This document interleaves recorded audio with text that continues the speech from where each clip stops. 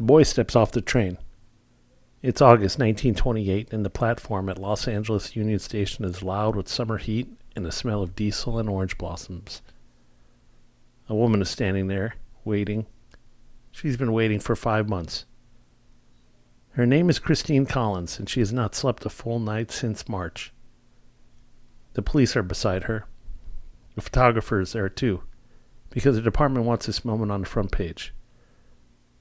The boy walks towards her. Christine Collins goes still. Not with relief. Not with the sudden flooding rush of a mother reuniting with her child. She goes still. The way you go still when something is deeply, undeniably wrong and you don't yet have the words for it. She looks at this boy, this child the Los Angeles Police Department has brought 3 states away and presented it to her as her son, and she knows. She knows immediately. And that's when the real nightmare begins. This is Still Unexplained. Brief explorations of unsolved mysteries. My name is Mark.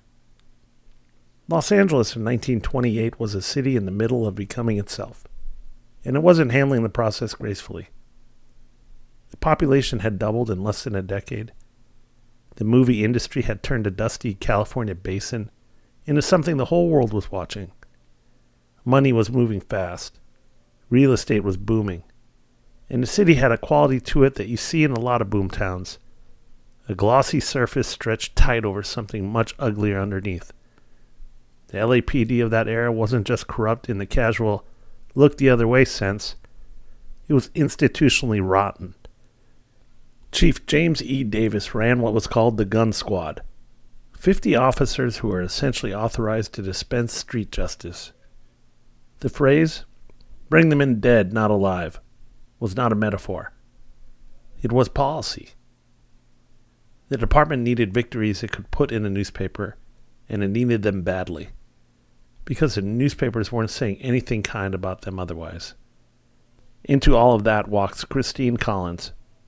She was a single mother in the era when that phrase carried real weight, and not the good kind. She worked as a supervisor for the telephone company, which meant she was competent and independent in ways that some men in positions of authority found distinctively inconvenient. She lived with her 9-year-old son Walter in the Mount Washington neighborhood, a hillside community northeast of downtown Los Angeles, with quiet streets and a view of the basin below.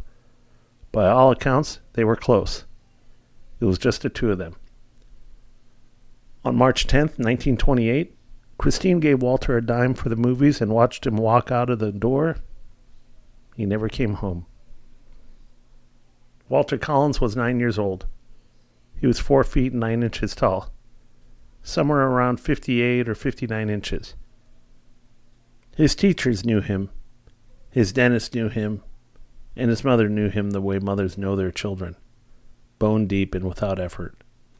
He was a real, specific kid, not a symbol, a boy. The LAPD opened an investigation, and for 5 months they found nothing. Then in August, a 12-year-old boy showed up in DeKalb, Illinois, claiming to be Walter Collins. His name was actually Arthur Hutchins, Jr., a runaway from Iowa. His reason for assuming Walter's identity wasn't sinister in the way you might expect. He wasn't part of some scheme. He was a kid who wanted to get to Hollywood. His favorite actor was Tom Mix, a cowboy star. And Los Angeles was where Tom Mix lived. So when the police picked him up and told him he resembled a missing California boy, Arthur saw an opening. A free train ticket west. A story that would hold up at least long enough to get him to where he wanted to go. The LAPD, desperate for a win, did not look too closely. A handwriting expert actually flagged it early.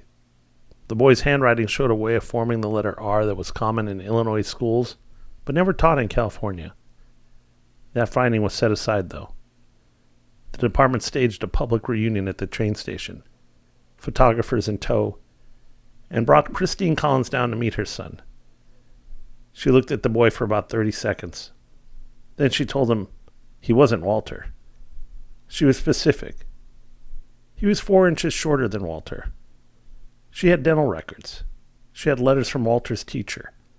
She had a mother's certainty, which is not a small thing. But the LAPD had a press event already in motion, and they were not interested in having it derailed. Captain J.J. Jones, who ran the juvenile division, told Christine she was confused. Trauma does strange things to a memory, he explained. The boy looked different because he had been through a lot. Starvation changes a child. Jones asked her as a favor to take the boy home and, quote, try him out, unquote, for a few weeks. She did. She brought home a stranger and tried to be his mother for 3 weeks because a police captain told her to.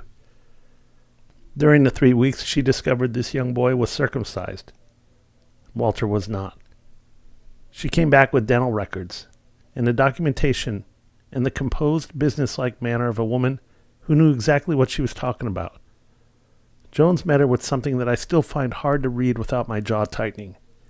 He told her, and I'm quoting directly here, "What are you trying to do, make fools out of us? Are you trying to shirk your duty as a mother and have the state provide for your son? You are the most cruel-hearted woman I've ever known."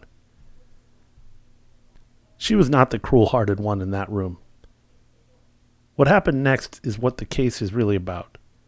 Because the police didn't reopen the investigation.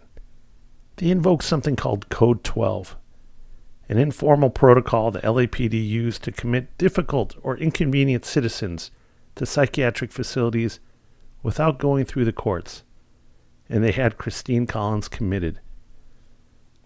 She was locked in the psychiatric ward of the Los Angeles County Hospital because she insisted her son was her son, because she was right, and being right was inconvenient. While she was there, Arthur Hutchins Jr. confessed. He admitted to everyone and anyone who would listen that he was not Walter Collins, that he had never been Walter Collins, that he'd done it to get to Hollywood. The police knew. And yet they kept Christine in that ward for 10 more days anyway, because releasing her immediately would have meant admitting they'd locked up a grieving mother for telling the truth. She was eventually released after a pastor named Gustav Brieglib took up her cause publicly and made enough noise that the department had no choice. But Walter Collins was still missing. And then while investigators were trying to sort out the disaster of the Hutchins situation, something happened in a small community about 60 miles, 97 kilometers east of Los Angeles that changed the shape of everything. A 15-year-old boy named Sanford Clark told police about his uncle's ranch in Wineville, California. What Sanford described was this. His uncle, a man named Gordon Stewart Northcutt, had been luring boys to the ranch under the pretense of showing them hatchling chicks in the incubator room, and then killing them with an axe. When investigators arrived at the ranch, they found bone fragments, they found blood-stained axes, they found a child's whistle, and Boy Scout badges buried in the soil. They found quicklime, which Northcutt had been using to destroy remains. The full number of victims was never established with certainty. Northcutt's nephew said it was around 20. The confirmed count was lower, but nobody believed the confirmed count was complete. And among the names that came up in connection with the ranch was Walter Collins. Gordon Northcutt's mother, Sarah Louise, eventually confessed to delivering the killing blow to Walter Collins herself and said he was buried near the chicken coop. She was convicted and sentenced to life in prison. She was paroled after 12 years. Unbelievable. Gordon Northcutt was convicted of 3 murders and executed by hanging on October 2nd, 1930. In the days before his execution, he told Christine Collins he would finally confess to what happened to Walter. She went to the prison. She was ready to know. And at the last moment, Northcutt recanted. He went to the gallows without telling her anything. Some people do their damage on the way out. But here's the part that never quite resolved, and it matters. No physical evidence of Walter Collins was ever found at that ranch. No remains, nothing definitively identified as his. Sarah Louise confessed, Gordon Northcutt never did, and Christine Collins never fully accepted that Walter was dead.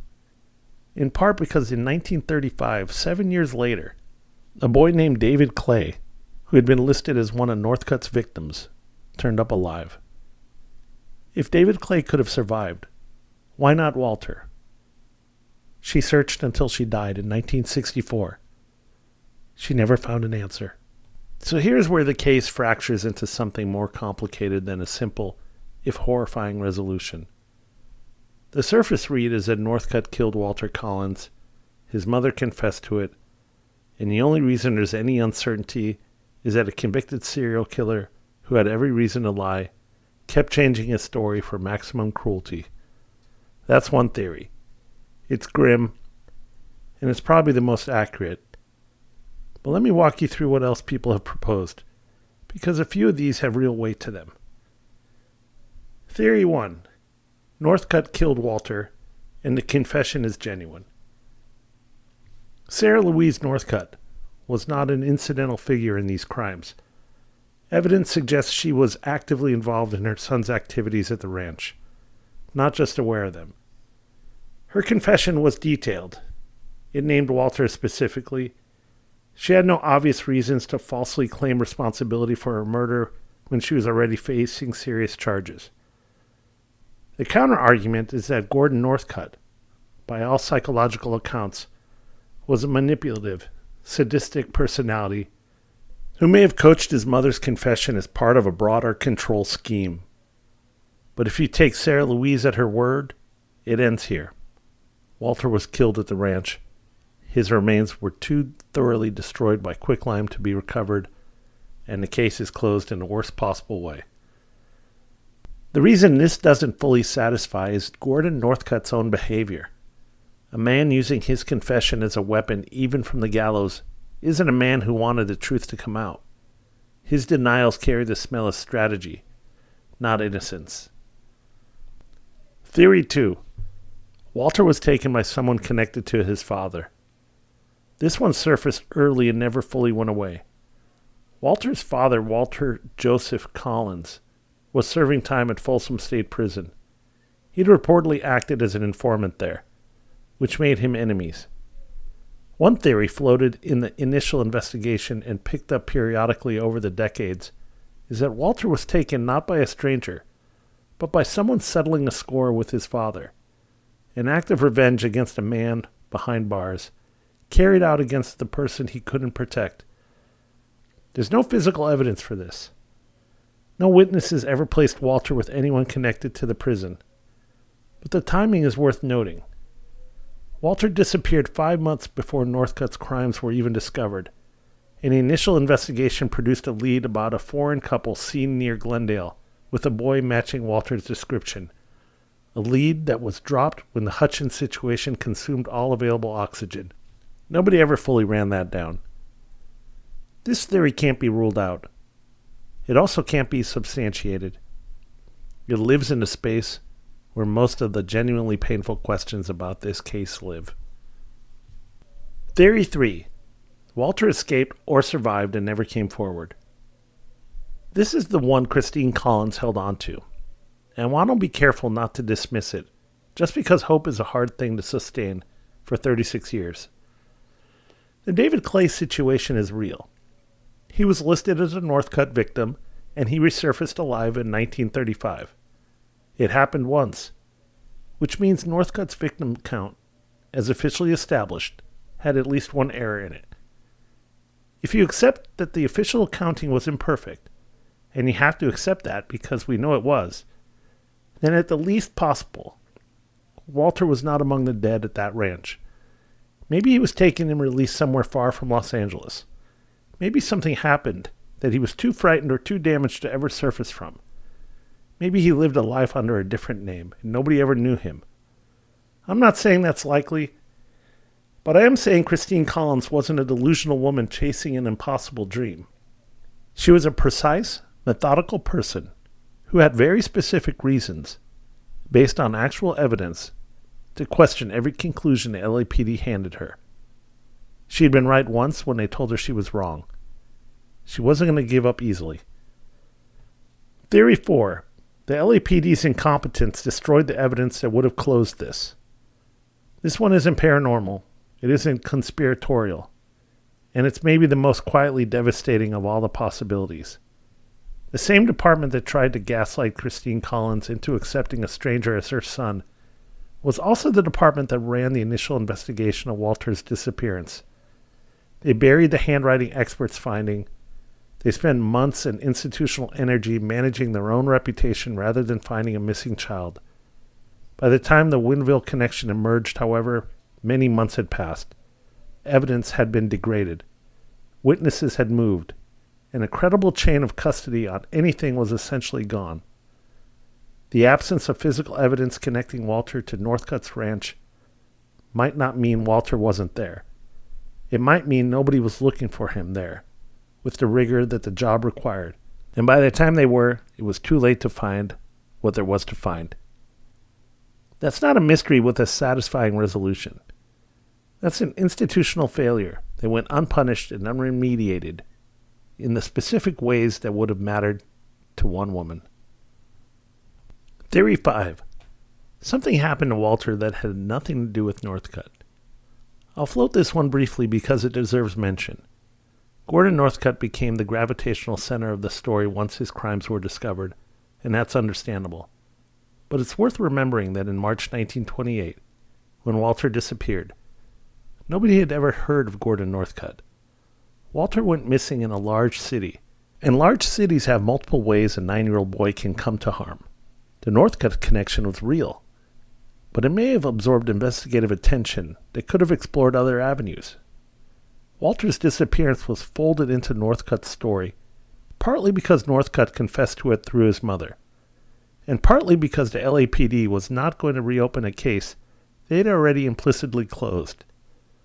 The possibility that Walter's fate was entirely separate from Wineville has never been seriously examined, because serious examination would have required a department with clean hands and a real interest in the truth. That department did not exist in 1928. Where I land on this, honestly, is that Northcutt probably killed Walter Collins. Sarah Louise's confession is specific enough to carry real weight, and Northcutt's denials have the texture of a cruelty performance rather than an innocent man's pleas. But the absence of physical evidence in a case where the primary investigating body has already demonstrated it would lie to protect itself means I can hold that probability without being certain. And Christine Collins, who had more at stake than any researcher or podcaster ever will, held that same uncertainty until she died. That seems right to me. I don't think she was wrong to hold it. There's a word that keeps coming up in connection with this case, and it's the word Christine Collins used herself. Changeling. In European folklore, a changeling is a fairy child left in place of a human baby, while the real child is spirited away. The trick works by making the parents question their own eyes, by making them wonder if they ever really knew their child at all. The LAPD tried that trick on a real woman in 1928. They brought her a stranger and told her he was her son. They told her she was confused. They told her she was mentally unwell. They told her she was a bad mother for refusing to accept the substitute. She didn't accept it. She sued Captain Jones and won. She got a judgment of $10,800. He never paid a dime of it, and he was eventually reinstated.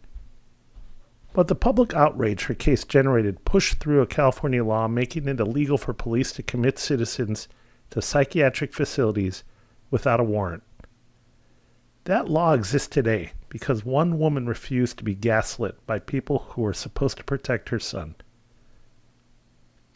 She was still looking for Walter when she died in 1964. 36 years.